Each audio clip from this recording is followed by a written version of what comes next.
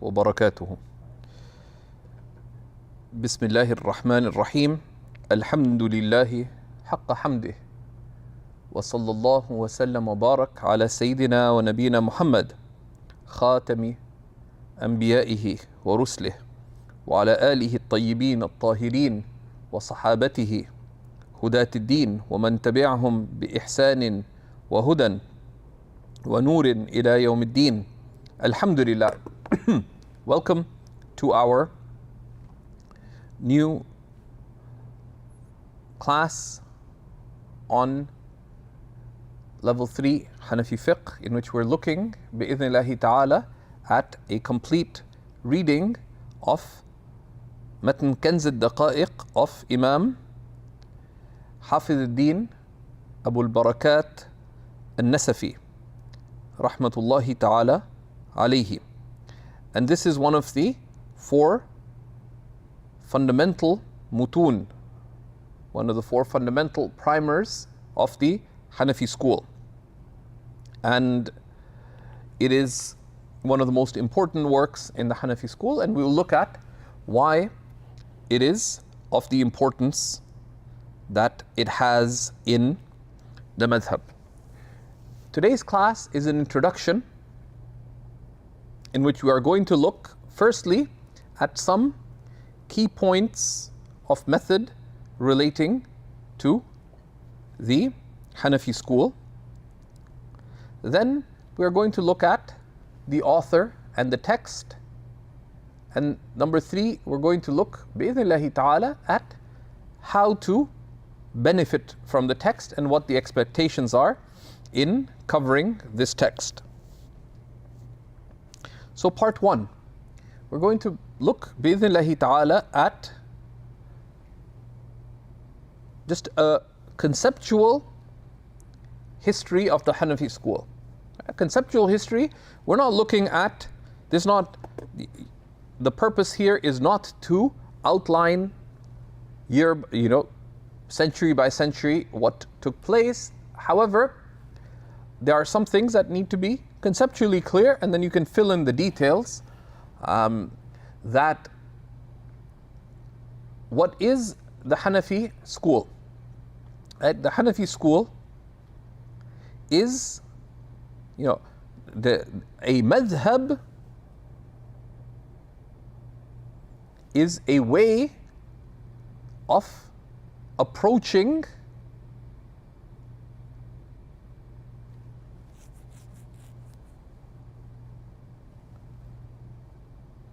the primary texts, right? Because madhab refers to either a way of approaching something or a way of transmitting something, right? So in that sense, a madhab has conceptually 2 distinguishing characteristics, right? A madhab is a mujtahid imam's consistent method of deriving specific legal rulings from related to human actions from the primary sources. That method, of course, we are looking at in a brief way in our study of Mukhtasar al-Manar, right, which we began last Friday by looking at an introduction to the subject and of usul al-fiqh. So a madhab, in one sense, is an approach to the primary texts in order to derive detailed legal rulings from it. And we'll leave the discussions of the what and why of that in the class on usul al-fiqh, and that's why at this stage it is very important for someone to begin to familiarize themselves with usul al-fiqh, because fiqh, the why of fiqh is really only understood through usul al-fiqh, and we looked at why usul al-fiqh is studied by non-mujtahids. But then but then the mujtahid imam, the likes of Imam Abu Hanifa, or his two great students, Muhammad ibn Abu Yusuf and Muhammad ibn al-Hasan, may Allah have mercy on them all, or the other great imams at varying levels of ijtihad amongst the companions of Abu Hanifa, Zufar and Hasan ibn Ziyad al-Lu'lu'i and others, these other imams, they followed the interpretive method of Imam Abu Hanifa, and on some issues, these main students differed on certain nuances or differed on certain applications.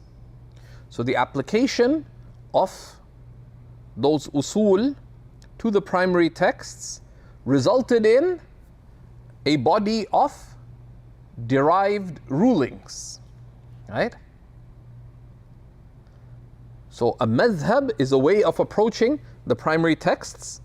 Rulings are derived. So these derived rulings are, in a sense, if we ask the question, what is the Hanafi madhab?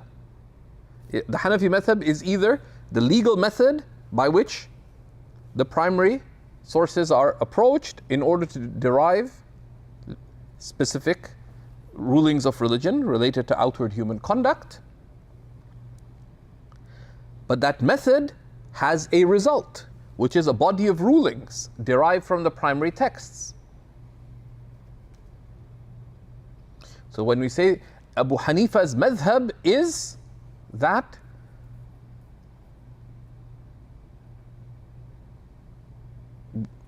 one does not combine prayers,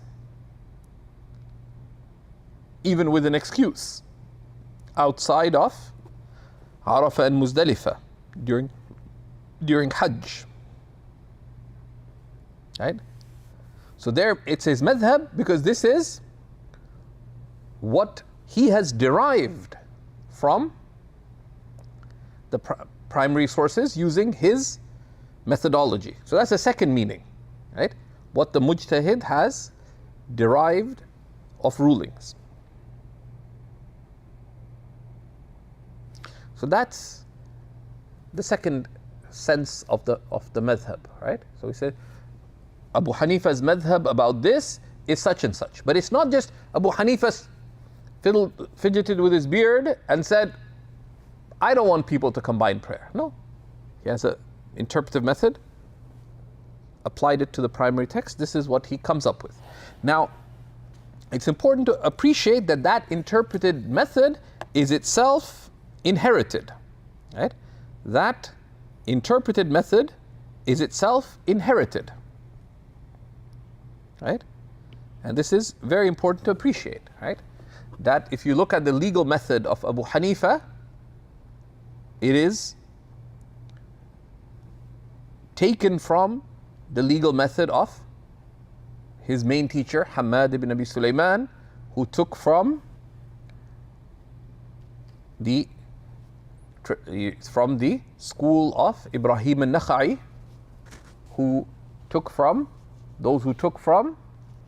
Abdullah ibn Mas'ud, right? Right? One of the foremost of the companions of the Prophet. And there are numerous other chains, but these are three key steps in the connection of Abu Hanifa back to Rasulullah sallallahu alaihi wasallam, right? Abu Hanifa trained rigorously. He studied with many people, but his main teacher in fiqh was Hamad. Hamad took from those who took from Ibrahim al-Nakha'i, who took from the madrasa from the students of Abdullah ibn Mas'ud, right? But if you were to say that Abu Hanifa's school is the school of Hamad, you wouldn't be far off. It would be injustice to Abu Hanifa, but it is so deeply influenced. If you were to say that the school of Abu Hanifa is the school of Ibrahim al-Nakha'i, right? Because so that method is inherited. But of course he took from other sources and he himself exerted his judgment, right, and synthesized that method and applied it comprehensively, consistently, coherently, right?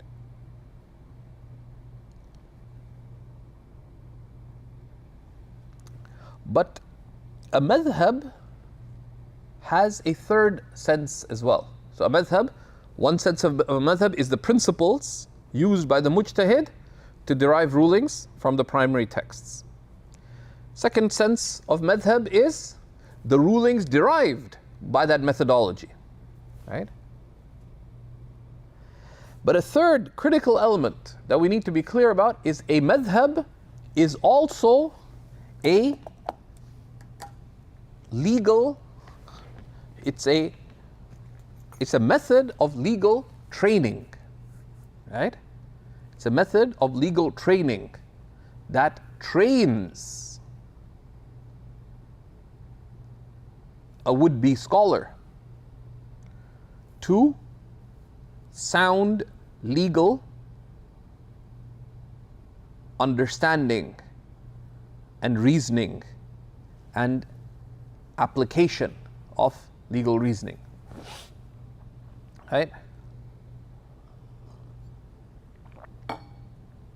And appreciating this third aspect is very important to appreciate, number one, the contribution that Imam Abu Hanifa made, but also key characteristics of the Hanafi school, and also addresses the issue, why weren't there formal, complete works of Hanafi usul for a couple of centuries? This third component is very important. And to appreciate this, you have to appreciate the fact. So Imam Abu Hanifa, what year was he born? Year 75 after Hijrah. Nope. Year 80? Are we just guessing, or are you sure of that? I've read both. No, I don't know where you're reading that, Sidi.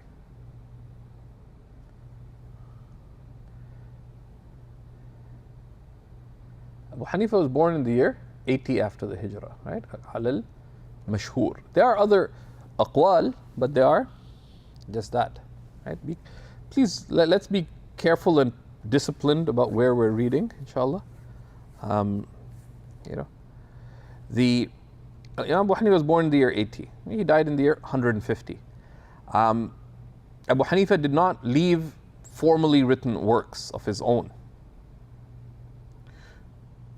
We have a body of legal opinions from Abu Hanifa, but to appreciate why he didn't write any books. Because if you're a mujtahid, it would appear that what should you do? Lay down your principles of ijtihad. Number two, lay down the rulings that you have derived, and then tell people, these are my rulings. Abu Hanifa flipped the obvious narrative, partly because he appreciated a very unique characteristic of, related to law, which is that ultimately law is not, fiqh is not theory. Ultimately, fiqh is not theory. What does fiqh relate to? Fiqh relates to applied human actions. Someone does something. What is the ruling of Allah subhanahu wa ta'ala related to it? Situations differ. Sometimes slightly, but very significantly.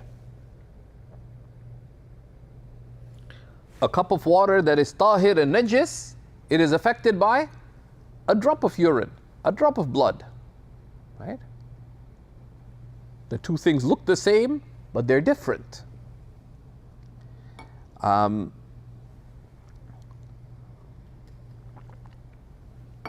Likewise, in transactions and so on. And Abu Hanifa saw that given that the purpose of fiqh is applied, his focus in teaching was in training fuqaha. His focus in teaching was training fuqaha. And he trained the fuqaha through what in modern law you could call case-based law. He would present an issue. Of course, after they had their foundational training. This is an issue. What do you have to say about it? And there's a beautiful discussion of this in a very important work that any talib al-ilm should read in due time, which is a work by one of the great Imams of the 20th century, Imam Muhammad Zahid al-Kawthari, called Fiqh Ahl al-Iraq wa Hadithuhum, the fiqh of the people of Iraq and their hadith. And this is also well discussed in a number of the biographies of Imam Abu Hanifa. An accessible biography, for those of you who know Arabic, is by a great Syrian scholar of Albanian origin, Shaykh Wahbi Sulaiman al-Ghawiji. Sometimes you see al-Albani. Al-Albani just means from Albania. And he spent a lot of his last few decades in exile from Syria. And I got to meet him a number of times in Jordan. And he wrote a biography published by Dar al-Qalam on Imam Abu Hanifa. It's a very useful biography, very accessible. Because there are great classical biographies, but they're more difficult. And one should get to them. But Imam Abu Hanifa taught that his method of teaching was what you can call case-based law. That when the students reached a certain level, he would pose issues to them. Sometimes theoretical issues. And Imam Abu Hanifa, his circle of students, he would begin with the outer circle of the students, letting them express their opinion. Then he would go to the closer circle, to the outer circle. Then there's the closer circle. And then there's the closest circle of students, which these were the imams amongst his students, the real fuqaha. Right? These were half a dozen, 6 to 8 main students. And then from them it would go to the foremost students, which is on most issues. What we have transmitted are how many opinions typically? At most, typically, there are 3 main opinions besides Abu Hanifa's. Abu Yusuf and Imam Muhammad, and the third main opinion that's typically transmitted is Imam Zufar in the mid-sized books and beyond, right, of the earlier works. The later scholars, mentioned Zufar less, although there's about 18 issues, more or less depending on how many derivative issues you look at, where the fatwa is actually on the position of Imam Zufar. Right? So this is how he was training them to apply that legal method to practical issues. Right? But what were they doing? They were making what's called, Imam Abu Hanifa made ijtihad. His closest students were at the level of ijtihad. But this process of applying existing law, existing rulings that have been soundly derived to new cases, this is what the ulama later referred to as takhrij, right? Legal derivation. Right? The mujtahid has made ijtihad soundly, consistently, coherently, brilliantly, right? And his main students did that as well. But this process of deriving rulings from the legal opinions, or from the derived legal opinions, there's ijtihad. They were making takhrij, derivation. And that also explains some of the presence of multiple opinions within the madhab on various issues. So Abu Hanifa's focus was training fuqaha, right?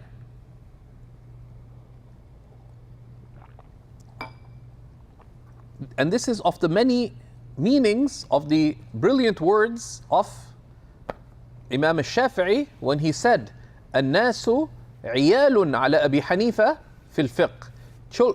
People are like children, before Abu Hanifa, are like dependents before Abu Hanifa in matters of fiqh. It wasn't just some ecstatic praise, it was a very purposeful, specific praise. Why? Because a dependent, عيال, can refer to children, but it's our dependents, right? People are as though dependent on Abu Hanifa in fiqh because of this method that he laid down. He taught them how to be trained juristically. Right? And each of the Imams had brilliant educational methods. Radiallahu ta'ala anhum ajma'in. But this is from the method of Imam Abu Hanifa. So his books were his students. Right? So that explains why Abu Hanifa, though he made ijtihad, he did not feel the need to lay down the principles. Those principles of legal reasoning and derivation were inculcated through legal training in his students.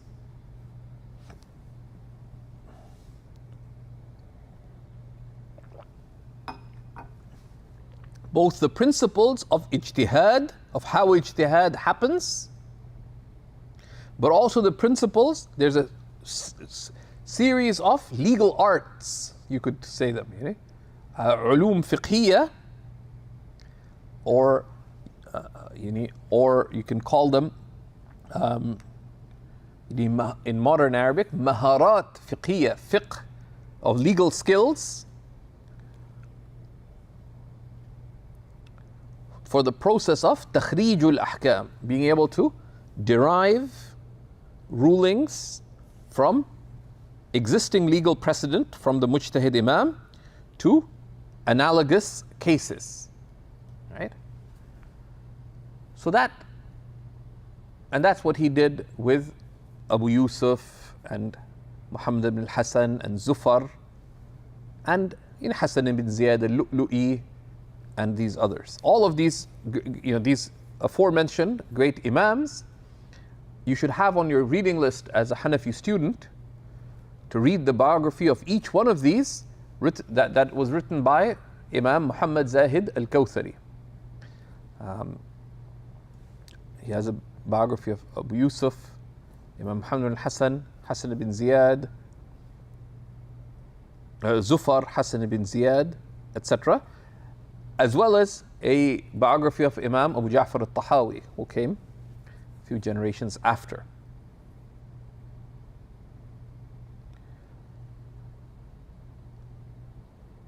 Of the students of Imam Abu Hanifa, Qadi Abu Yusuf was the more senior. And of course he taught and wrote and played a tremendous role, but it was from divine wisdom that he became the Chief Justice at a pivotal time in the Khilafah,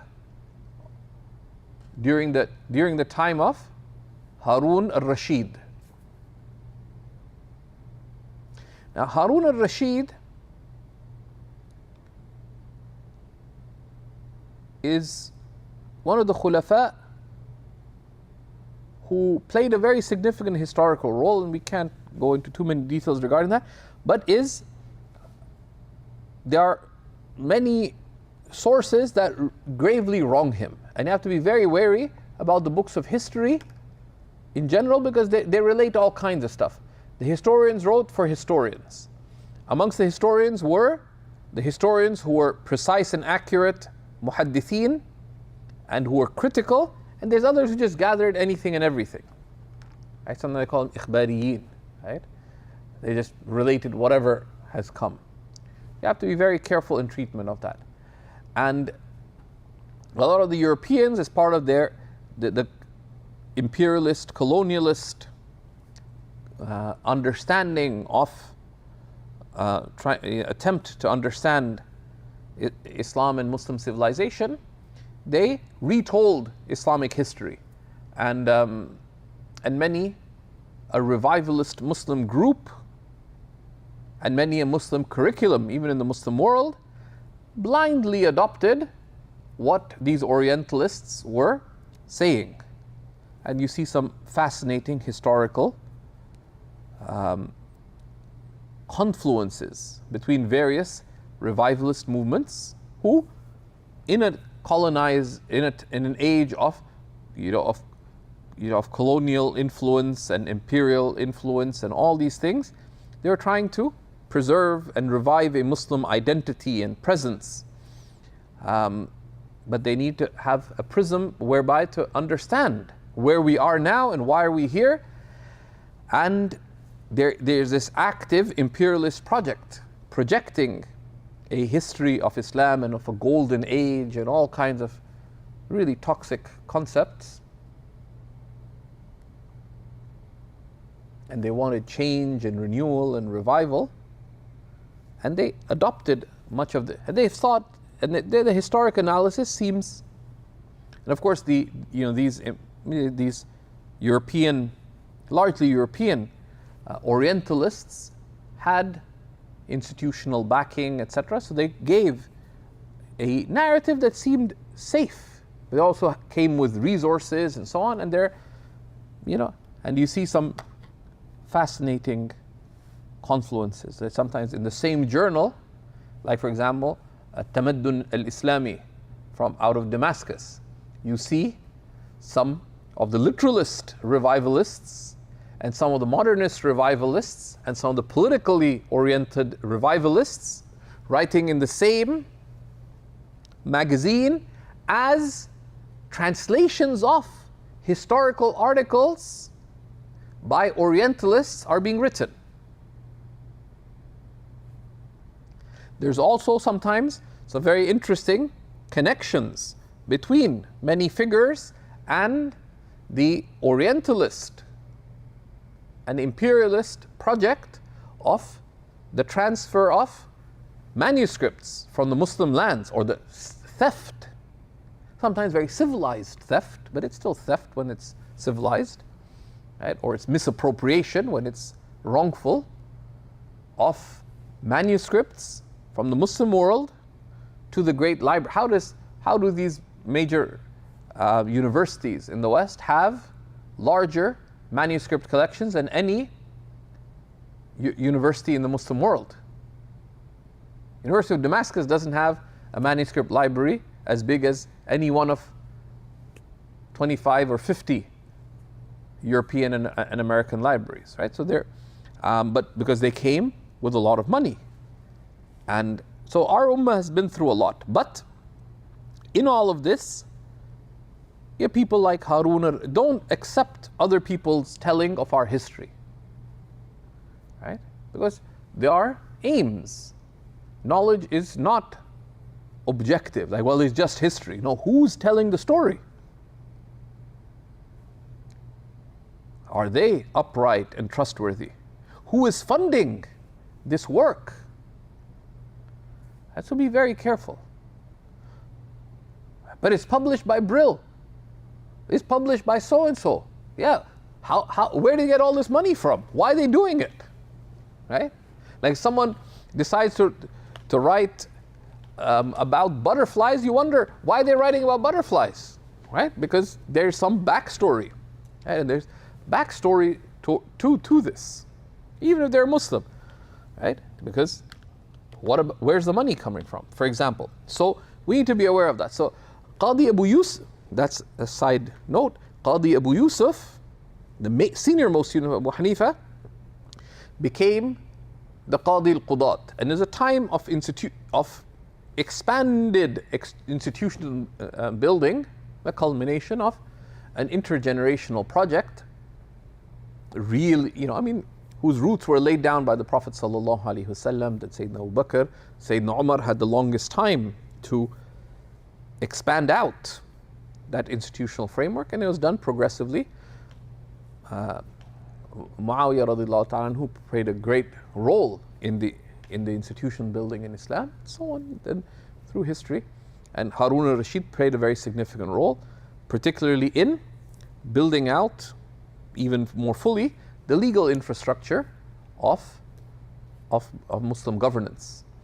And Qadi Abu Yusuf became the first person to be referred to as Qadi al-Qudat, the Chief Justice. So in that, he played a great legal role because he, uniquely amongst the fuqaha of ijtihad, was in that age of ijtihad where rulings were actively being derived from the primary texts.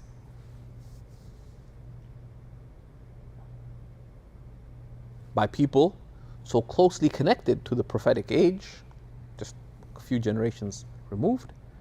He actually was the Chief Justice while being a Mujtahid Imam, directly having trained under Abu Hanifa.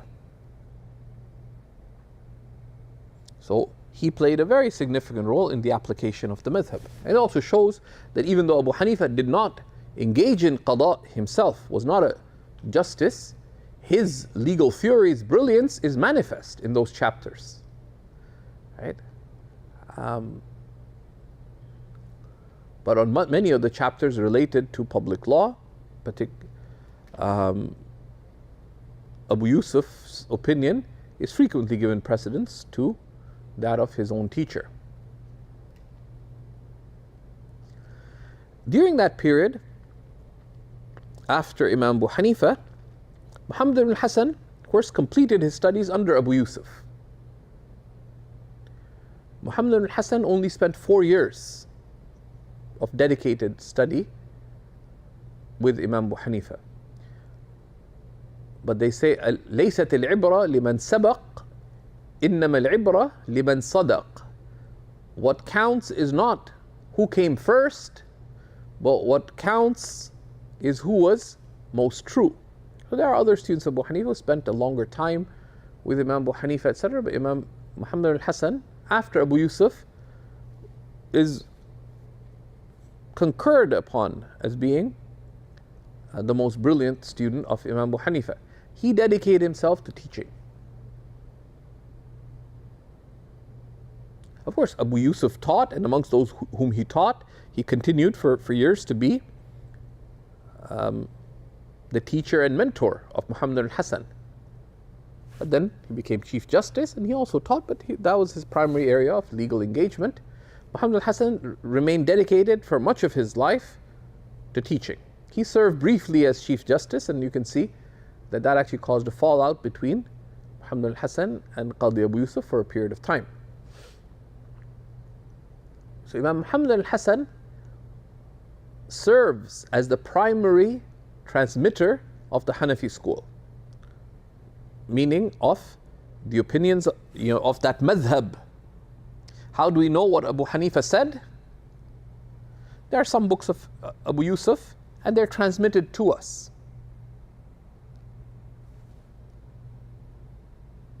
And they have their role. But Imam Muhammad al-Hassan systematically, consistently, over decades, taught fiqh, transmitting the position of Imam Abu Hanifa, transmitting the position of Imam Abu Yusuf, relating his own opinion and the opinions of others, of the companions of Imam Abu Hanifa. Right? Of course, others of the students of Abu Hanifa also taught and transmitted, such as Hassan ibn Ziyad al-Lu'lu'i. Zufar had his circle of students and others, but the primary transmission of the madhab is that of Imam Muhammad ibn al-Hassan. And it was acknowledged even by his peers, even by his seniors, like Maulana al-Imam Abu Yusuf, even when they disagreed. There's a handful of issues where Imam Muhammad al-Hassan relates an opinion from Imam Abu Hanifa through the narration of Abu Yusuf. Abu Yusuf said, I don't recall. But Muhammad al-Hasan said, I remember you saying it. And the ulama analyzed the positions and so on, and nearly across the board, they came to the conclusion that Muhammad al-Hasan was right. One, because in itself, those opinions are consistent with the principles of Abu Hanifa. Number two, because the principles related to the science of sound transmission, that al-muthbit muqaddam ala al-nafi, that the one who affirms is given precedence over the one who negates, all else being equal. But Abu Yusuf didn't actually negate. He didn't say Abu Hanifa did not say it. He just said, I don't recall. So these works of Imam Muhammad al-Hasan, right, that in which he gathered these positions in the chapters of fiqh of Abu Hanifa, Abu Yusuf, and his own, the legal works amongst those that were most taught, because he was actively teaching. All these people were transmitting these books, because books were transmitted through teaching. These works are referred to as Zahirul Riwaya, as Zahir al-Riwaya. And we can see the list of the books, but let's focus on getting the concepts. Inshallah, we'll share an outline of the names and the dates and so on. Let's just focus on the concepts. So these books are called Zahir al-Riwaya, right? And because they were taught so frequently and accepted so widely, Muhammad al-Hasan taught during the lifetime of the students of Imam Abu Hanifa, and there was broad agreement in his lifetime, including from Abu Yusuf and the other senior students of Abu Hanifa, that these represent the soundest understanding of what is, in fact, the position of Imam Abu Hanifa. So that and because of this mass agreement in his lifetime about that, and then mass transmission after, right? This is why it's called Zahirul Riwaya, right? That if other narrations, because if, for example, you find a narration from Hassan ibn Ziyad that just corresponds to what's in Zahir al-Riwaya, is that singular transmission of as much strength as this this attested to mass transmission? No. So it's redundant, right? So generally we only hear of the varying opinions, what's called the nawadir, in the rare narrations, because they are transmitted, what's mentioned from the nawadir are the narrations that disagree with Zahir al-Riwaya. Because when they agree to Zahir al-Riwaya, there's istighna. There's no need that it's also in such and such book, right? And imagine if there's a hadith in Bukhari, say, oh yeah, and it's also in that book written by Sidi Zubair. Right? Sidi Zubair is not of consequence in front of Imam al-Bukhari. So it's sort of taqreeb. But if there's a narration from one of these other works that goes against, the ulama didn't just reject it. They consider it. They consider it, but almost inevitably, what is given precedence? Zahirul Riwaya. That tells us. So from what we have transmitted from the founding Imams of the Madhab are Zahirul Riwaya and Ghair Zahirul Riwaya, and other than the main books of Zahirul Riwaya. And of course, Imam Muhammad ibn al-Hasan wrote other books, or transmitted other books, like his Kitab al-Athar, his transmission of the Muwatta of Imam Malik, in which he added a lot of his own narrations, where he differs with Imam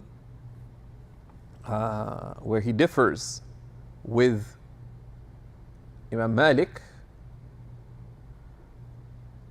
and other works. So these are not Zahir al-Riwaya. And then they came later generations.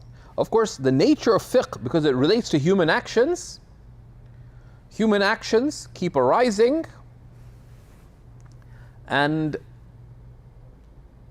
circumstances also change, even from one generation to the next. So how do you deal with these changing circumstances?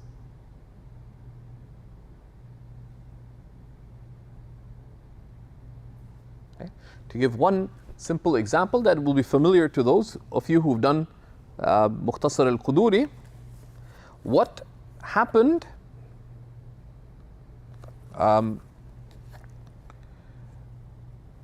what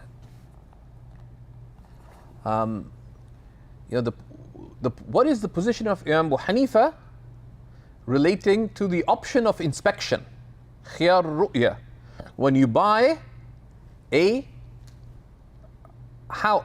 home, a dar, right? And a dar would be,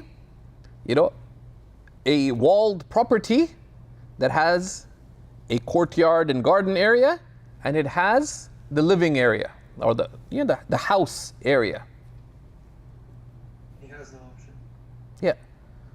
What do you mean he has no option? Who has no option of what? The buyer doesn't have khayr ru'ya in that case. In which case? In the case that he buys a home and then he decides he doesn't want it. No. That you're missing something. Yeah. رؤية الصحن تكفي وتسقط خيار الرؤية ولا تشترط رؤية البيوت, meaning the غرف, right? So if someone buys a property, if they see the courtyard, it's sufficient, they don't have to see the rooms.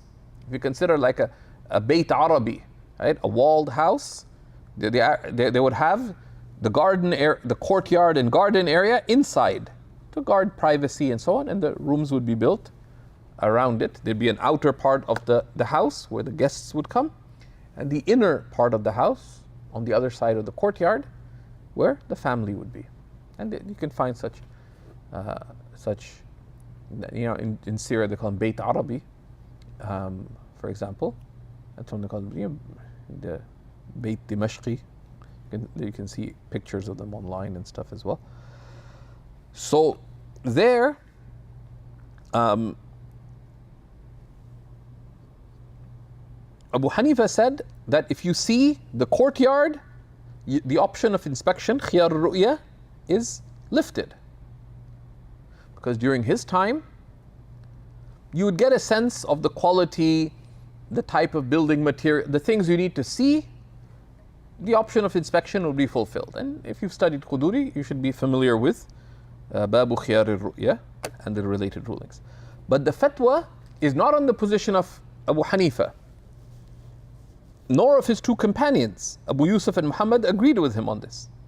But rather it's on the position of Zufar. The position of Zufar, who is the third most senior student of Mawlana al-Imam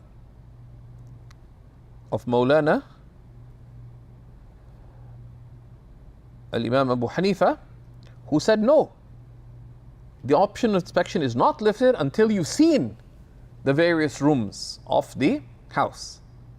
And the fatwa changed because the circumstances changed, but they're underlying principles. How would you know what are the principles that Abu Hanifa's ruling is based on?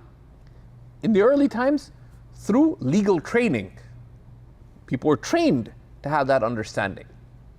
They were trained to have that understanding.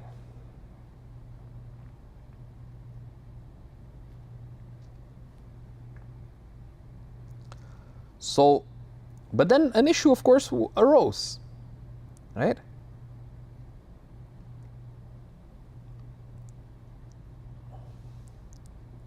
What's the challenge that arose? The challenge that arose was that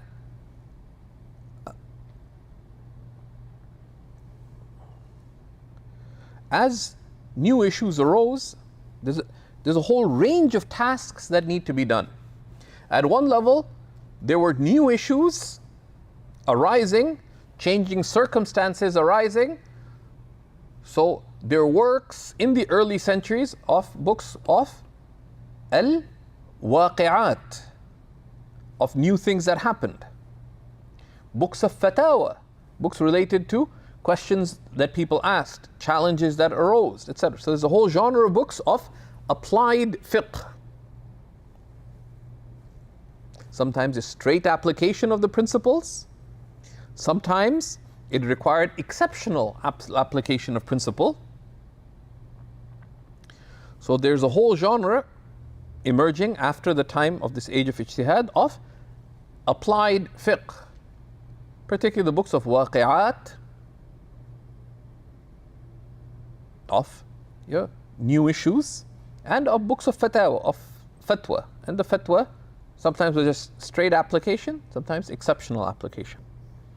And during that time, some of the application in these books of waqi'at and fatwa were directly in accordance with the principles of the madhab, and sometimes, especially some of the senior scholars in those generations, also had their own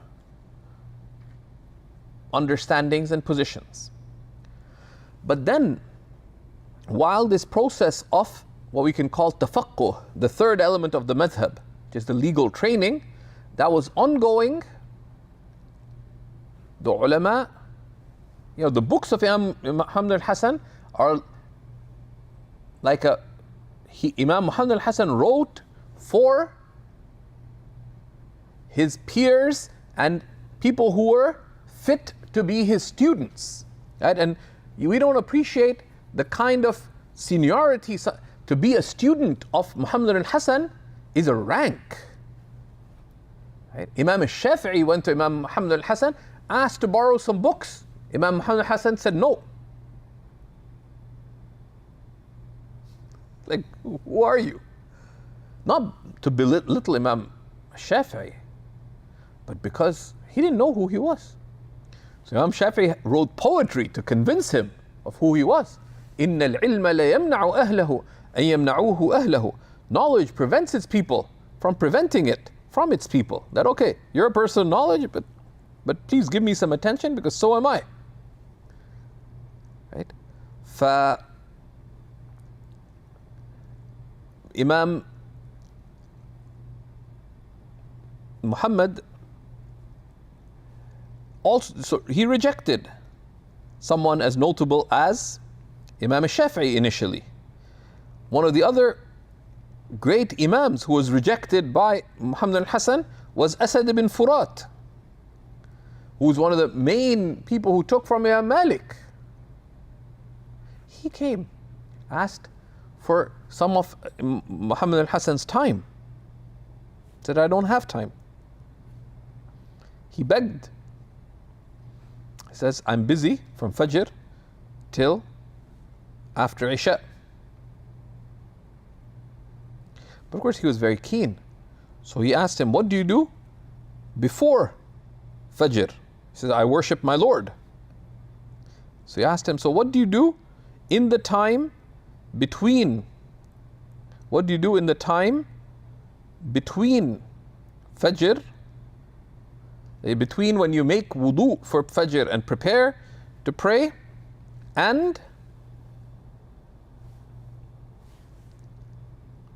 your prayer, right? So when you go, get the water ready, make wudu, in that brief time. Al-Hasan was silent. He said, can I come during that time to benefit from you? So Asad ibn Furat used to go deep in tahajjud time to take from Imam Muhammad al-Hasan. Okay? He let him. But this is the sort of, one is seriousness, but also the rigor of these people, right? Imam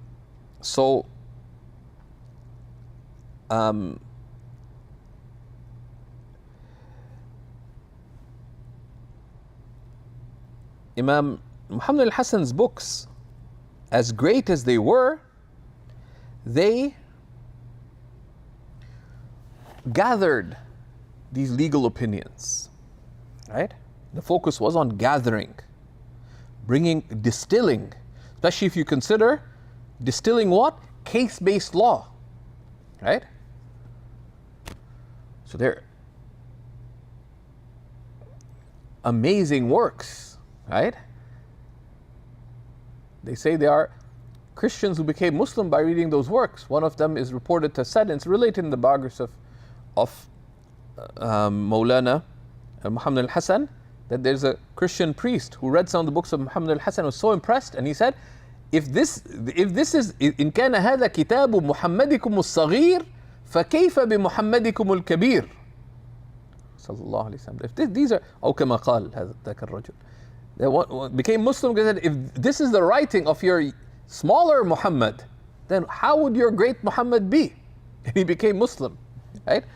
So the ulama found this great corpus of works, right? If you're here in Shaykh's Guide, just come and see how large this Kitab al-Asl is of Muhammad al-Hasan, right? And the other books of Zahir al-Riwayah, they're not just large, but they're not.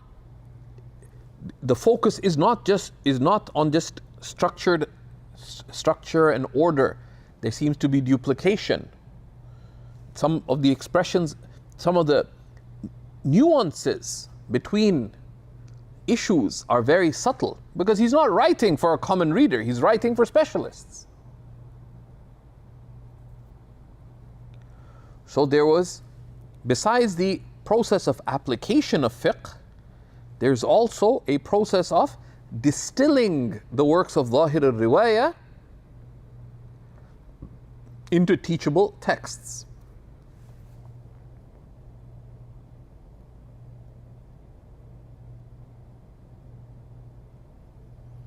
And a number of efforts were made in this.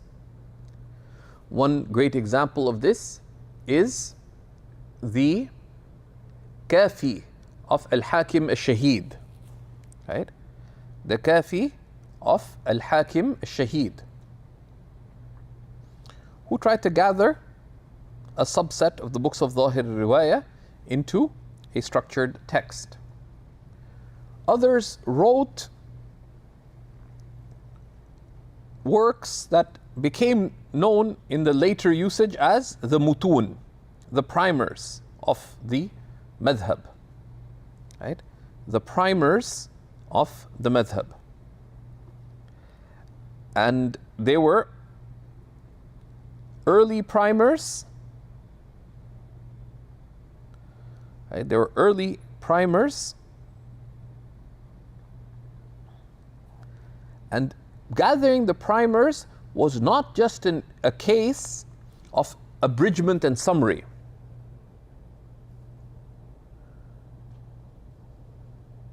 But it had to do with how do you understand these issues? Because sometimes the subtleties between issues was challenging, right? One example, for those of you who've studied the fiqh of prayer, for example, is that there are 12 issues. Al-Masail al-Masail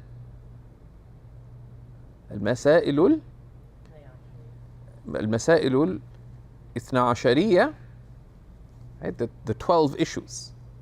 These are 12 issues that Abu Hanifa affirmed that if these 12 things take place after the final sitting to the extent of the tashahhud, what do? They invalidate the prayer. According to his two companions, they don't. Why don't they invalidate the prayer?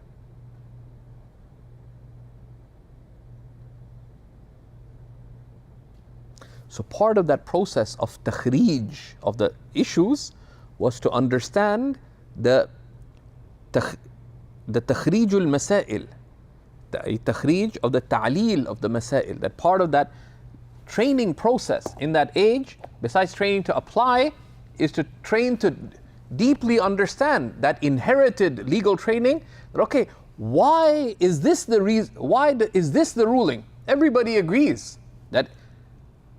Well, not everybody. No one ever always agrees, but broadly, there is broad agreement that Abu Hanifa, if these 12 issues happen after the final sitting, it breaks the prayer.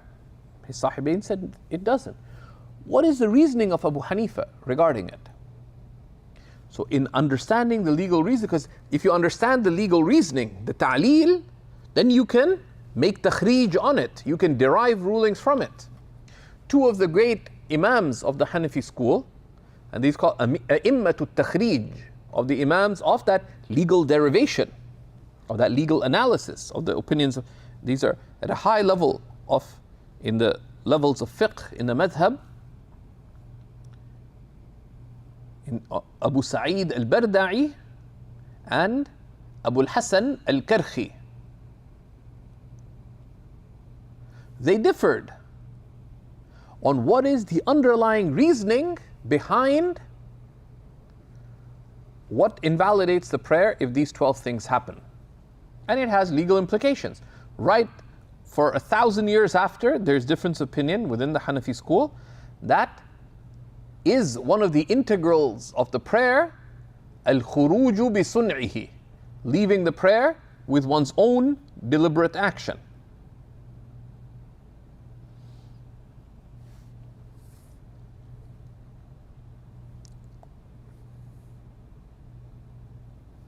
And that comes in its due place. We might touch upon it in the Kanz class, depending on time and circumstance. So putting these mutun together was not such a simple task.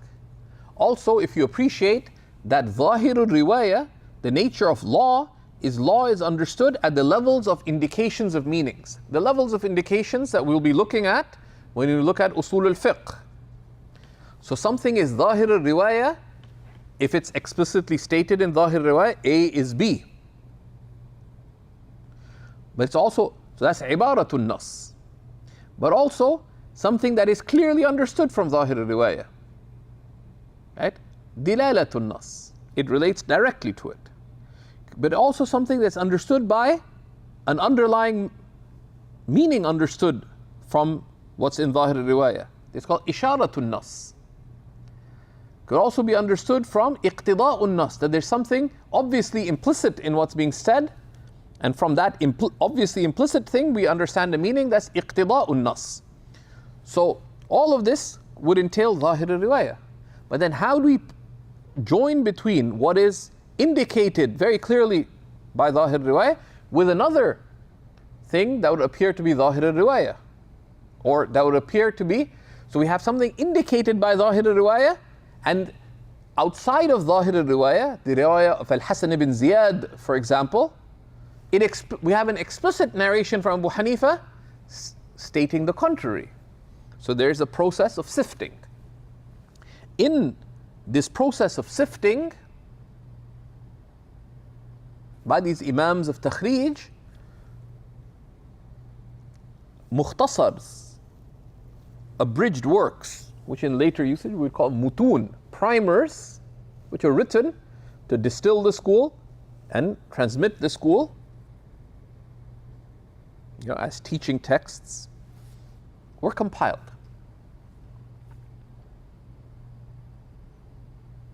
And these started emerging in the 3rd century, early 4th century. And some of the great imams who compiled these, giants such as Imam Abu Ja'far al-Tahawi, who's become famous for a small treatise that he wrote in Creed, which in actually he's transmitting the creed of Abu Hanifa and his companions, as he himself states in the opening. It's not a distinct, anybody who tells you it's a distinct school is having a distinct understanding. He states this is the way of Abu Hanifa and his students. And the Maturidi school is Hanafi method in Aqidah. The Aqidah of Imam al-Tahawi is a Hanafi Aqidah, as he himself stated in the beginning. Maturidi Aqidah, Imam Maturidi was applying Hanafi principles of textual interpretation. Imam Maturidi was a trained Hanafi, right? That third element of what is a madhab, and he applied the principles of textual interpretation systematically to issues of Aqidah. But he didn't derive them himself. He is transmitting, Abu Mansur al-Maturidi is transmitting the training of Aqidah and the positions of Aqidah of Abu Hanifa and his companions, who are also transmitting a method and a body of rulings from those before. Right? To the extent that we have transmissions from on Aqidah from Ibrahim al-Nakha'i or Ibn Mas'ud or others, it looks like Maturidi Aqidah too, in the substance, not necessarily in the expressions. So anyways, so you have Abu Ja'far al-Tahawi, you have other giants such as al-Barda'i or al-Karhi, who wrote these mukhtasars. Some of these authors of the mukhtasars had, just like the students of Abu Hanifa, they were at a level of ijtihad themselves. So sometimes they differed in the principles of textual derivation, meaning they differed on some nuances with Abu Hanifa himself in the principles of textual derivation from the Quran and Sunnah and how analogy and works, the scope of ijtihad, etc., and the other principles. So they themselves derived some rulings from the texts differing from Imam Abu Hanifa. So a number of works have been done in recent times about Imam al-Tahawi's differing with the Hanafi, with Imam Abu Hanifa and his companions in the various chapters of fiqh. And throughout the chapters of fiqh, there's a minority of rulings where Imam Tahawi differs. That's at the level of textual derivation, meaning from the primary sources. But there is this body of evidence. They also were engaging in takhrij. What is the primary position of Abu Hanifa? How do we understand Zahir al-Riwayah at the levels of indication? How do we reconcile between something understood from Zahir al-Riwayah and something not Zahir al-Riwayah, Riwayat al-Nawadir, for example, of the secondary books of Abu Yusuf and Muhammad al-Hasan, or the writings of Hassan, from the works the opinions transmitted from Hassan ibn Ziyad and others, particularly Hassan ibn Ziyad. How do we put that together? So they made takhrij choices, right? Legal derivation choices. And there was a period of time where this takhrij was taking place in dabt Zahir al-Riwayah, in specifying what is Zahir al-Riwayah. And there are many works in that period. Most notably of those, we'll just mention two: Mukhtasar of Imam al-Tahawi and the Mukhtasar of Imam al-Karhi.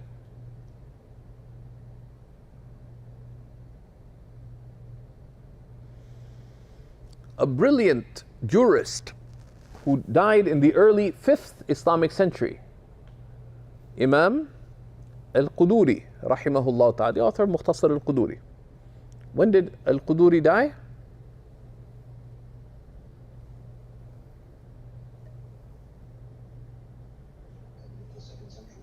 Sorry? End of the 2nd century. 428. Yeah. He died in the early part of the 5th century, in the year 428 or 430, right? Hijri.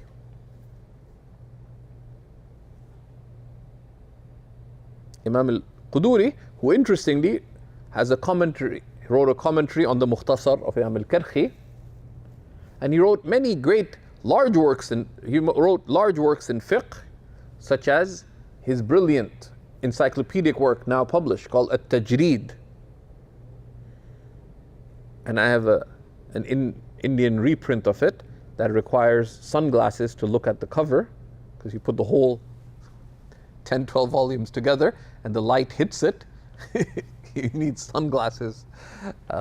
Because, anyways, Imam al-Quduri compiled such a Mukhtasar, and that became the famous Mukhtasar of Imam al-Quduri. where he wrote a text clearly meant to be a teaching text that distills what is Zahir al-Riwayah, but being an early attempt at that. Imam al-Quduri, unlike al-Tahawi or al-Karhi, was a Hanafi in the sense that he is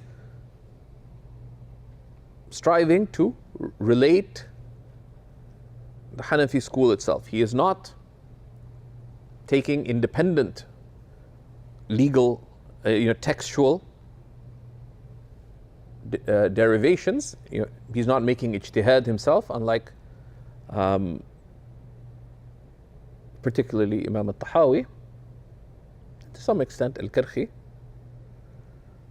And though, the brilliant jurist at the high levels in the madhab, but not at the level of the authors of the text before him, because they were earlier.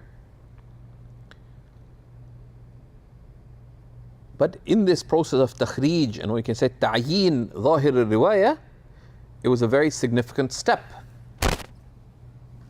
for which there was a need, right? For which there was a need. Why? Because as we get further away from the time of Abu Hanifa, and we also have this whole corpus of legal derivation, right? Of the waqi'at and the fatawa and all these issues, and the lived madhab that the ulama of different lands, they're applying the fiqh, and they're adopting positions given applied circumstances. So al-Quduri laid down that this is Zahir al-Riwayah, right? And from his time to our time, it has been the first complete work that is studied. And our hope is that if you're committing to this class, you would have studied Quduri or much of Quduri before this. But Quduri's text is a very blessed text. It's a brilliant text, but sometimes sometimes the positions in it are not Zahir al-Riwayah. But that's a small minority of positions, but that does exist because it's part of a scholarly process. They're not, but each of those opinions has its context, as a deeper reading of Quduri would show one.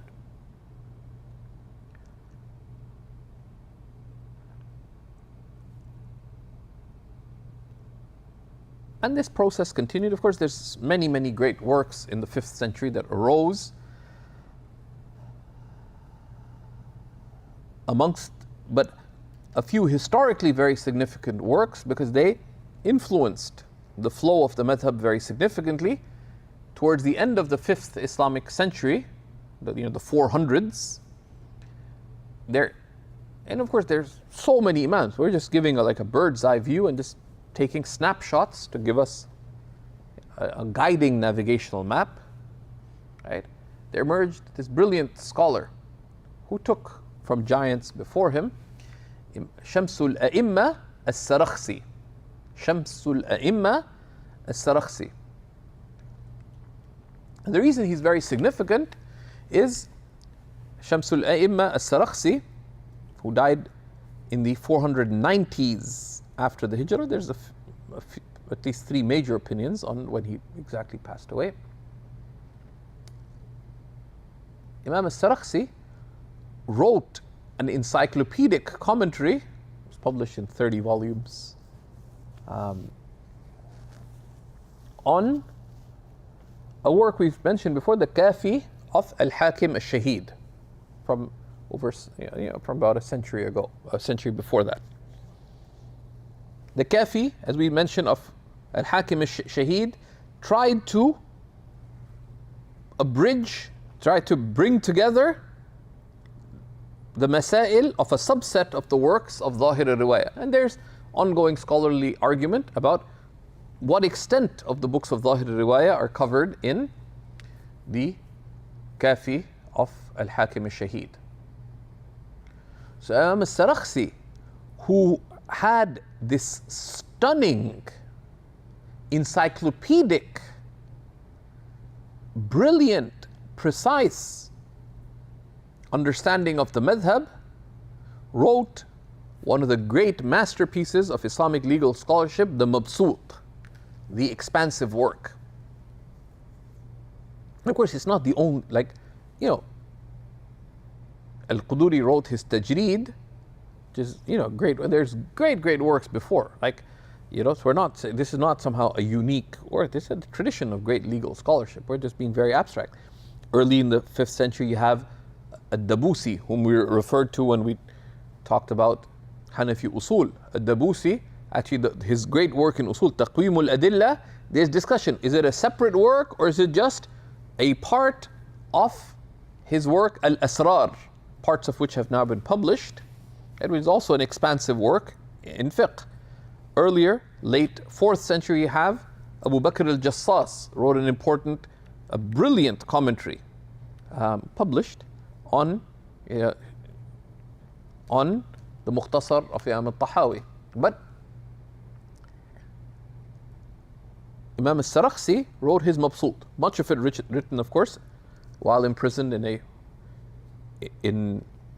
a pot well, in a room in a pot well. The students would gather on top, and it said he was narrating from memory. Allahu a'lam. Hey, we weren't there. Rahmatullahi alayhi. But that represents a part of this distilment of the term. Okay, what is Zahir al-Riwayah, right? And other great works came like this as well. Ala ad-Din al-Samarqandi, early 5th century, early 6th century, wrote Tuhfatul Fuqaha, which he took Quduri and did a distilling of it, adding key masail and so on. And that was commented upon by Imam al-Kasani in one of the great jewels of Hanafi scholarship, beloved to some of you, Hafidhakumullah, Bada'i' al-Sana'i'. Right? We're now into the 6th century. In the 6th century, Imam al-Marghinani appeared. Right? And he died late in the 6th century. He spent nearly a dozen years, 11 or 12, writing a detailed commentary in the madhab, the Hidayah. But what did he do to write the Hidayah? He first compiled a matan, a primer. What did he do? He took the Mukhtasar of Quduri, pretty much as is. But there are important issues in one of the most important of the works of Imam Muhammad al-Hasan, al-Jami' al-Saghir, some of which were excluded by Imam al-Quduri and also excluded by others because of their subtlety. So there's good reason why they were omitted. And he took Mukhtasar al-Quduri, also famous as al-Kitab or Kitab al-Quduri, and he added issues, critical issues, not from al-Jami' al-Saghir. And that's the Matn al-Bidayah. The Bidayah was never really taught much on its own because the element of clarity is there in Quduri, and the extra issues from Jami' al-Saghir are too complex for the beginning student. But it has some of the issues that caused people to write post-Quduri primers, which we'll come to. But the Hidayah is very important in, just like the Mabsut. The Mabsut and the Bada'i' al-Sana'i', which is of course built on Tuhfat al-Fuqaha of Ala ad-Din al-Samarqandi.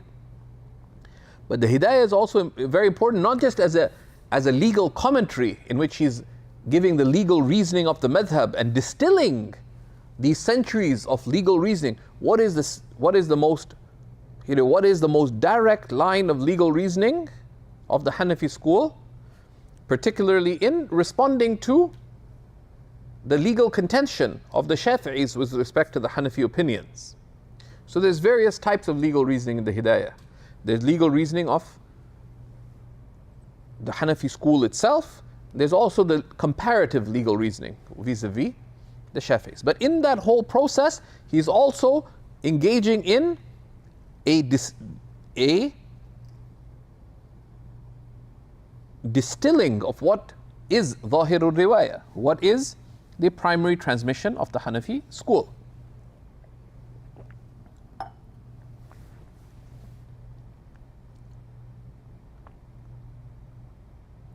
Of course, in all this process, right, the Hanafi school is being taught, it's being applied, right? Issues are arising, there's waqi'at, fatwa, all these things. So in different lands, you have applied fiqh. So you see on many issues, and they relate. The ulama of Samarkand say this, the ulama of Bukhara say this, the ulama of Balkh say this, the ulama broadly of Ma Wara al-Nahr in the Transoxania, in the lands of beyond the Oxus, say this, the ulama of Iraq say this, etc. There's these positions of the same fundamental school on particular issues. So there emerged a very significant figure in the Hanafi school, which is Imam al-Mawsili.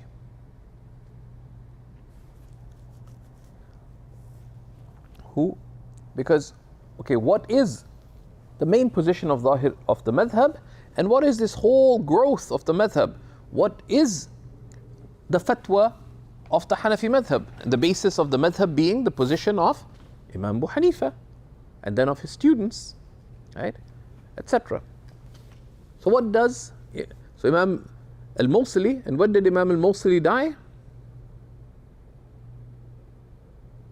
He died in the first part of the 7th century, right? In the year?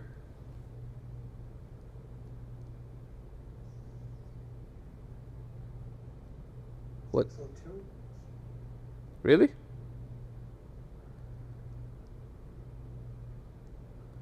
Are you sure?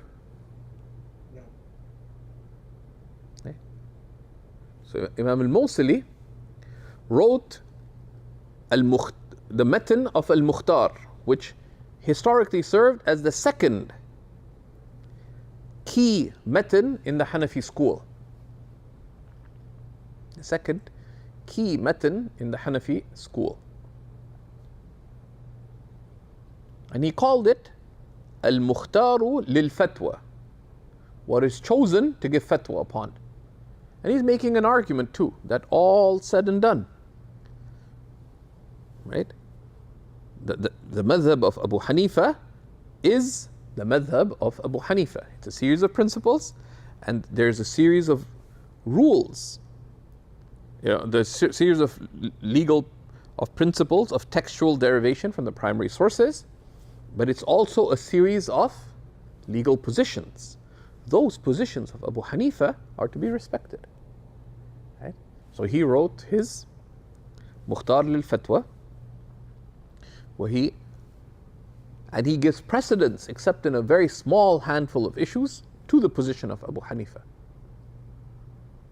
And he wrote a magisterial commentary on it, the Ikhtiyar, one of the most important commentaries in the madhab, one of the most important mid-sized commentaries in the madhab after the Hidayah, and it's sort of one rung below the Hidayah in its legal detail, because it's focused on the reasoning of Abu Hanifa vis-a-vis the reasoning of his two main companions, primarily, and sometimes of Zufar.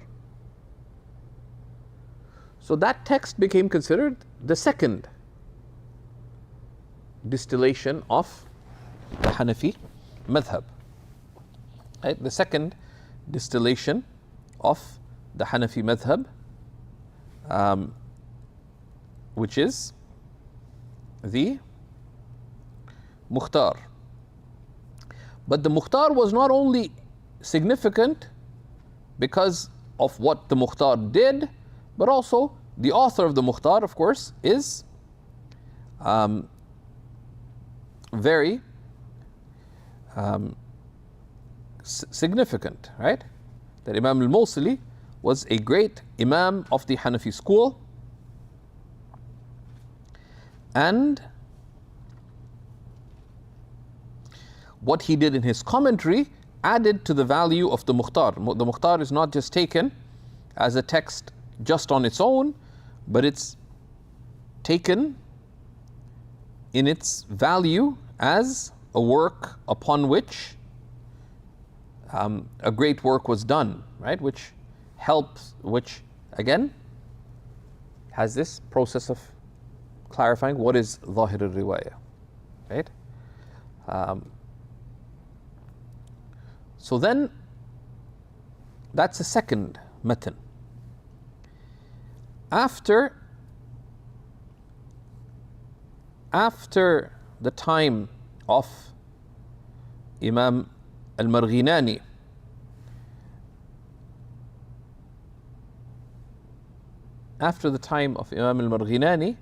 the matan, the hidayah became sort of the key completion work in the madhab. That after foundational legal education, the legal training of a seeker of knowledge would be completed by their study of the hidayah. And that became what the madhab revolved around, right? That became what the madhab revolved around in, especially to complete the legal training, right? Because as time passes, many of the other great legal texts were commentaries, and there's so many of them. There's a whole tradition of commentaries on the works of Muhammad ibn Hassan. But those works were proving very difficult for people to understand. Right? Like the commentaries on, especially on Jami' al-Saghir. Right? And those were very advanced. Like so many had commentaries on those. The works, for example, the Mukhtasar of al-Karhi was taught and commented upon, the Mukhtasar of al-Tahawi, but they had a lot of non-Zahir al-Riwayah opinions, right? A lot of personal choices. It has its role, but the Hidayah served, and then the large works were so many. The Hidayah distilled the sort of upper intermediate understanding of the madhab very strongly. So they found it an incredibly useful work. But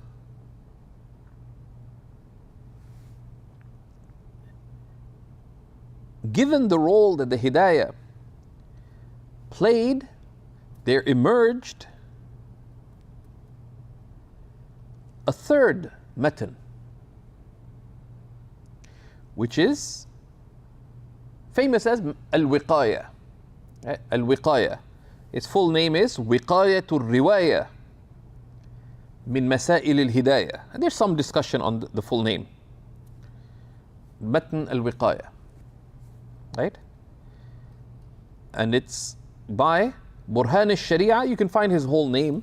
And there's some Burhan al-Sharia al-Mahbubi. Right? Burhan al-Sharia al-Mahbubi. Right? And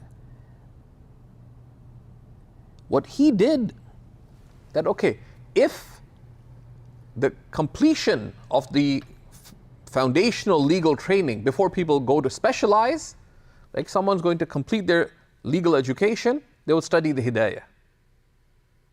Right? And if someone's just done, they're going to be a teacher, etc., that is sufficient legal training. If someone's going to specialize, then they're going to go specialize after that, right? But to prepare people to get to the Hidayah, he compiled this matan that summarizes the Masail in the Hidayah. right? So it combines what's in because the Hidayah contains Quduri plus some Masail of al-Jami' al-Saghir. But the commentary brings in a whole bunch of extra important legal details. So it gathered it all. Just the issues without the legal details. And there's need for some extra issues. One, because from this tradition of teaching of the Hidayah, they realized that there's issues that need addressing, and there's also another case, which is that we talked about the different lands of Islam, and they had their varying understanding, particularly on some of the derivative issues in that application of fiqh, particularly sometime. So, Imam al-Marghinani, where was he from? Imam al-Marghinani was from Samarkand, one of the great lands of Islam. Samarkand.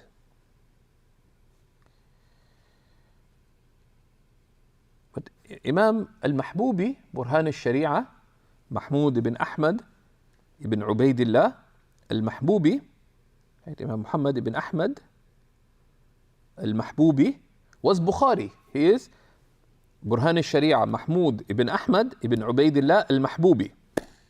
He was from Bukhara. And they had some differences in their recension of the school. Very minor, subtle, but they're there. Often just ignored by the fact that sometimes why is what's in Sharh al-Wiqaya, sometimes, and that's where fiqh is a deep, precise understanding.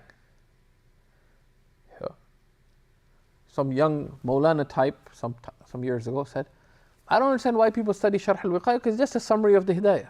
There's no difference. As to say, why don't you just use, an axe as a hammer? There's no difference. Both bang something, just use the back of the axe. If people can't appreciate subtleties and nuances, then whatever, right? You say, what's the difference between tea and coffee? They're two similar drinks, right? If that's the case, then you should keep some instant coffee, and someone comes, don't serve them the good coffee you make, just give them some instant coffee. So there's also hot water with some powder claiming to be coffee, right?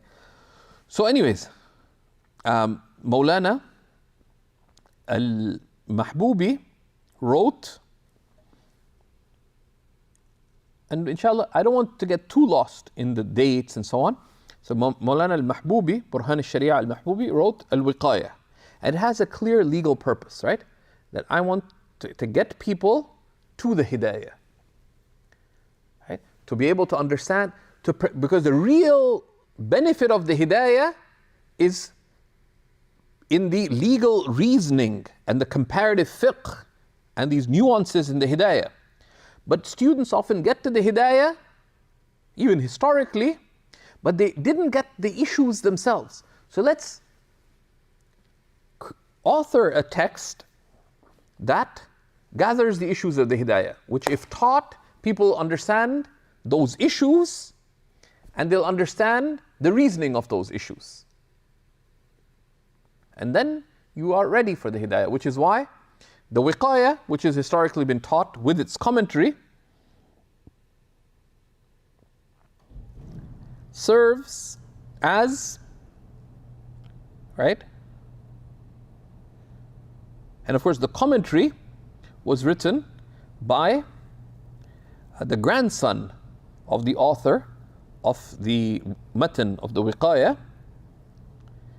And people get confused about that.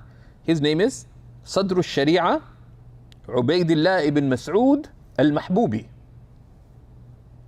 who died 747 after the Hijrah. So Burhan al-Sharia al-Mahbubi, what's his name again? Mahmud ibn Ahmad al-Mahbubi, is the author of the Wiqaya, and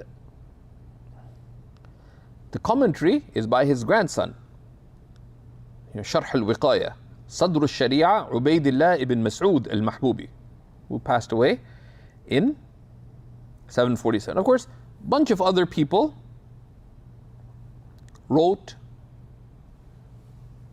commentaries and stuff on the Wiqaya itself, but this is the one that lasts.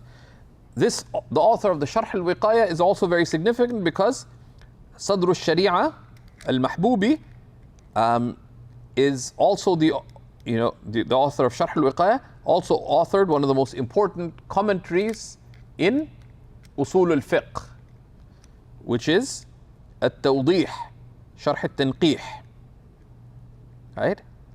And that's a very significant work in Usul al-Fiqh. He became, what sort of the role that the Hidayah plays in Hanafi fiqh, in Hanafi usul. What is the key post-Manar work in the later transmission of the Hanafi school was the Tawdih of Sadr al-Sharia al-Mahbubi.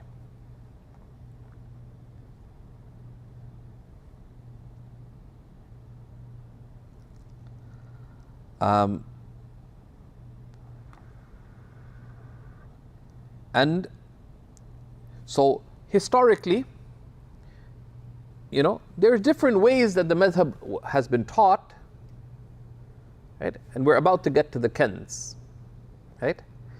And the Kanz we'll be looking at next week. We want to bring you to the Kanz, right? Historically, after studying the basics of worship and so on, which is, they say that's mal'ab al-atfal, that's a playground of children, right? Learning how to worship, that's what children do. Once you've learned that, now you begin your legal adulthood with quduri, right? Then people would do Kanz al-Daqa'iq, which we'll talk about. And there's different methods, but for example, one of the classical pathways within the madhab was after doing Matn al-Quduri, the Kanz would be taught for the reasons that we'll look at next week on the distinguishing features of the Kanz, its precision, its comprehensiveness, its nuance, etc. So now from going to a clear and simple understanding of the madhab, which is provided by Quduri, which is conducive to understand the issues. Now let's get them precisely. That's the role of the Kanz.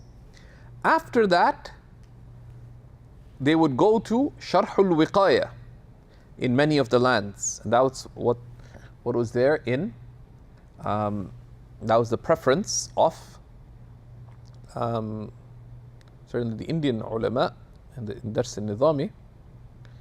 The Sharh al-Wiqaya prepares people for the Hidayah.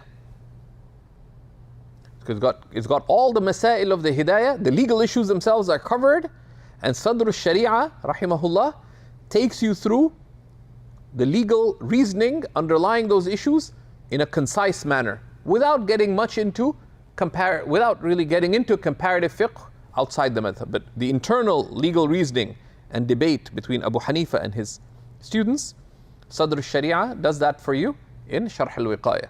So if you do that, and if you do it properly, of course, because of the challenge in our time, people rush through all of this, so they don't get it. Then if you come to the Hidayah, you would have studied the backbone of the simple backbone of the madhab in Quduri. Then you've studied the issues of the madhab after already knowing the fiqh of worship in detail, right? Having studied, ideally before Quduri or alongside Quduri, one would have studied at least 3, if not 4, short and larger works in the fiqh of worship. You have Quduri. Then you consolidate your understanding of the core of the madhab, adding precision, nuance, key details in the Kanz. That's inshallah what we'll be doing here. After that, in many of the Muslim lands, they would study the Wiqaya and Sharh al-Wiqaya, because it would prepare people for the Hidayah. And that historically was the larger preference. Much of the Muslim world, they did that And that's why you see so many commentaries, so many works written on top of Sharh al-Wiqaya. Dozens and dozens and dozens of hawashi. It became it became a teaching text. And then after that, people would get to the Hidayah. So in that case, you would have degrees of consolidation. And that is the role of these 4 core mutun of the madhab, which we've looked at in this conceptual way. Quduri, early, clear, concise, but still it's not a final recension of Zahir riwayah. Then emerged the Matan al-Mukhtar.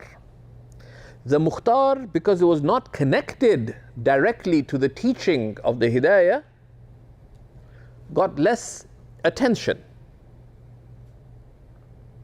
The Kanz had more detail, so it was given precedence. The ulama were wary to leave Quduri because of its clarity and because of its being an early text. The ulama, they found tremendous barakah in it, even though, just as a comparison, the Mukhtar is much more precise than Quduri. Imam al-Mawsili's commentary on the Mukhtar, the Ikhtiyar, is at a similar level to Sharh al-Wiqaya. And in some lands they preferred it. And in recent times, certainly from a while, in Syria, that's what they would study, right? And they would study it in detail, right? Because they found Sharh al-Wiqaya is a lot more terse. And the Hidayah, practically, was advanced for a lot of students, so they put it one step beyond. But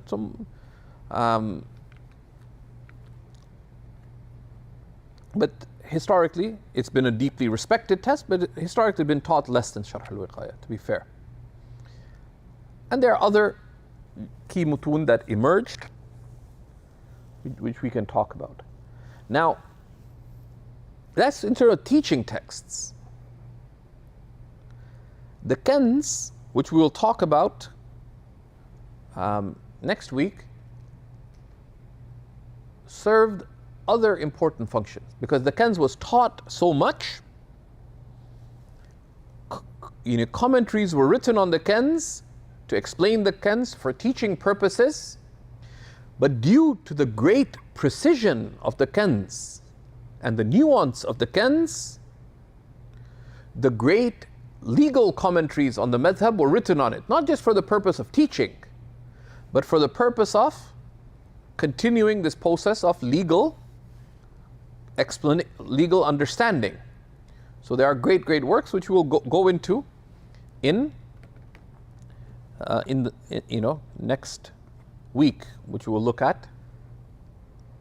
The Kanz, the author of the Kanz, Imam al-Nasafi, the Kanz itself, some of the key works on it, and how we can benefit from the study of this text. But the Kanz also influenced deeply other key works that emerged after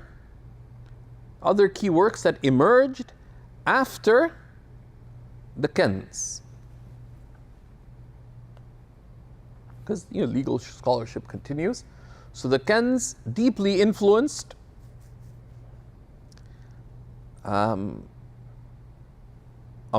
as did the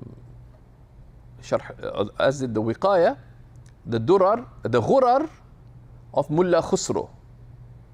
So the brilliant matan on which he wrote his stunning work, Ad-Durar. And Mullah Khusro was one of the great Ottoman scholars. And the Durar was taught significantly during the Ottoman era. It was one of the most taught works. It was in the teaching curriculum in the Ottoman lands, also at Al-Azhar. Imam al-Shrumbulali wrote a commentary on a hashia on the Durar of Mullah Khusro, etc. The Kanz was also a deep influence on a genre that can be seen of the meta mutun of the madhab. And these meta mutun, of which there are other meta mutun, but we'll just mention two of them. The first of which was authored in the first half of the 10th Islamic century by Imam Ibrahim al-Halabi, who died in the year 952 after the Hijrah, or 956 after the Hijrah? 956. And there's khilaf related, but I think it's 956 after the Hijrah. Imam Ibrahim al-Halabi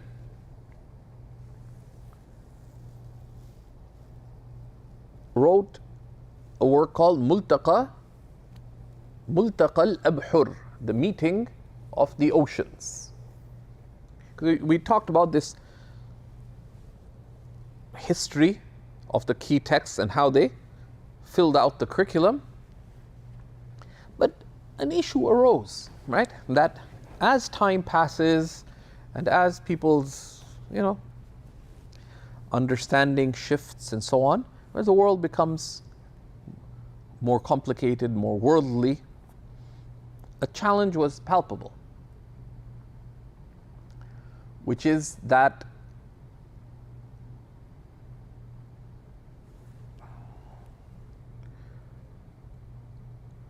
Quduri gives you a blessed introduction to the madhab.